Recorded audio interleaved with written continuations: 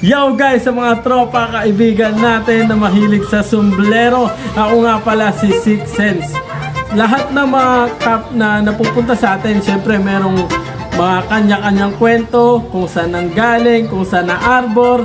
Ayun, para mapanatili natin ang angas at tindig ng sombrero mo, akong bahala sa'yo. Mag-PM ka para maibalik natin o mapanatili ang tindig at angas ng sombrero mo.